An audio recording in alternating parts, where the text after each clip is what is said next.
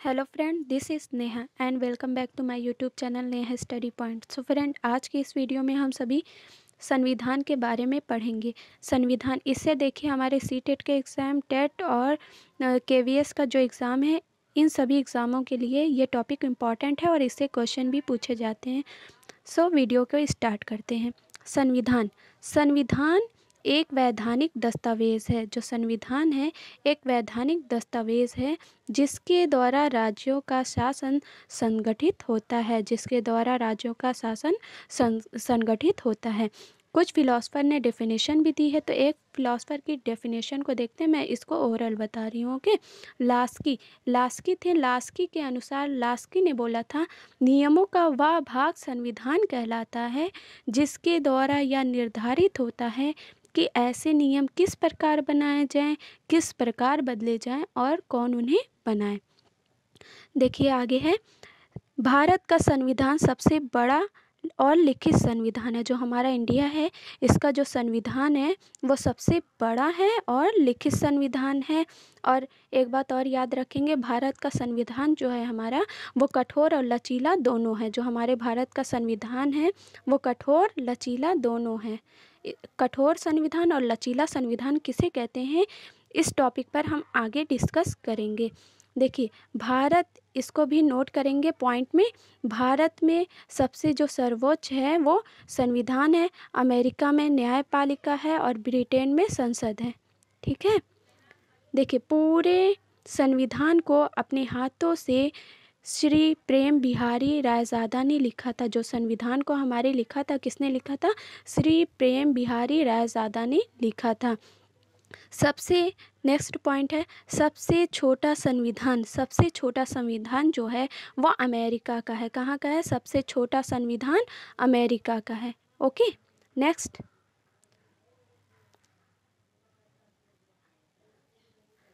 संविधान। अब देखिए संविधान के निर्माण में कितने वर्ष, कितने माह, कितने दिन लगे? तो संविधान के निर्माण में 2 वर्ष 11 माह 18 दिन का समय लगा था। और संविधान के निर्माण में कितने रुपए खर्च हुए थे? तो लगभग 64 लाख रुपए संविधान के निर्माण में खर्च हुए थे। ओके, अब देखते हैं संविधान के प्रकार। संविधान के प्रकार में है, फर्स्ट है हमारा जो लिखित संविधान। लिखित संविधान किसे कहते हैं? जिसमें सारे प्रावधान, प्रोविज़न लिखित रूप से हों, जिसमें सारे प्रावधान लिखित रूप से हों, उसे लिखित संविधान कहते हैं। इसका उदाहरण है, देखिए, अमेरिका और भारत। नेक्स्ट जो है अलिखित संविधान। अलिखित संविधान किसे कहते हैं? जिसमें कोई भी प्रावधान लिखित रूप से ना हो, जिसमें कोई भी प्रावधान लिखित रूप से ना हो और सारे प्रावधान परंपरा पर आधारित हों, उसे अलिखित संविधान कहते हैं, जैसे ब्रिटेन। ओके, नेक्स्ट निर्मित संविधान जिसका निर्माण संविधान सभा के द्वारा किया गया हो, उसे क्या कहते हैं? निर्मित संविधान कहते हैं, जैसे अमेरिका और भारत। एक बात नोट करेंगे इसको, ये इम्पॉर्टेंट पॉइंट है। सबसे पुराना जो संविधान है वो कहाँ का है? ब्रिटेन का। सबसे पुराना संविधान कहाँ का है? ब्रिटेन का है। और इससे क्वेश्चन पूछे जाते हैं ऐसे, पूरे विश्व के संविधान की जननी, पूरे विश्व के संविधान की जननी किस देश के संविधान को कहते हैं? किस देश के संविधान को कहते हैं? तो ब्रिटेन के संविधान को कहते हैं। क्यों कहते हैं? क्योंकि ब्रिटेन का जो संविधान है वो सबसे पुराना है। ओके, नेक्स्ट विकसित संविधान ऐसे संविधान जो परंपरा पर आधारित हों। किस पर आधारित हों? परंपरा पे आधारित हों, उसे विकसित संविधान कहते हैं, जैसे ब्रिटेन। अब आता है कठोर संविधान नाम ही से पता चल रहा होगा, जिसमें प्रक्रिया जो होती है वो कठोर होती है। ठीक है, तो इसको मैं ओरल बता रही हूँ। कठोर संविधान में संशोधन करने की प्रक्रिया जो होती है वो कठोर होती है। और इसका उदाहरण जो है वो अमेरिका। क्या है? अमेरिका। नेक्स्ट जो है लचीला संविधान की, इसमें जो संशोधन करने की प्रक्रिया होगी वो सरल प्रक्रिया होगी। ओके, लचीला संविधान, इसको देखिए, लचीला संविधान से तात्पर्य ऐसे संविधान से होता है जिसमें संशोधन की प्रक्रिया अत्यंत सरल हो, अर्थात जिस संविधान में सरलतापूर्वक परिवर्तन किया जा सके उसे लचीला संविधान कहते हैं। उदाहरण जैसे ब्रिटेन। ओके, नेक्स्ट है हमारा टॉपिक संविधान सभा की मांग। अब संविधान सभा की मांग क्यों की गई? देखिए, सर्वप्रथम 1895 में बाल गंगाधर तिलक, कौन? बाल गंगाधर तिलक के द्वारा स्वराज विधेयक के माध्यम से संविधान सभा की मांग की गई। ओके, नेक्स्ट पॉइंट है 1922 में महात्मा गांधी, कौन? महात्मा गांधी ने संविधान सभा की मांग की थी। ओके, नेक्स्ट पॉइंट है 1934 में M.N. रॉय ने सुझाव दिया कि भारत का अपना संविधान होना चाहिए। भारत का अपना संविधान होना चाहिए, इसके लिए सुझाव किसने दिया था? M.N. रॉय ने।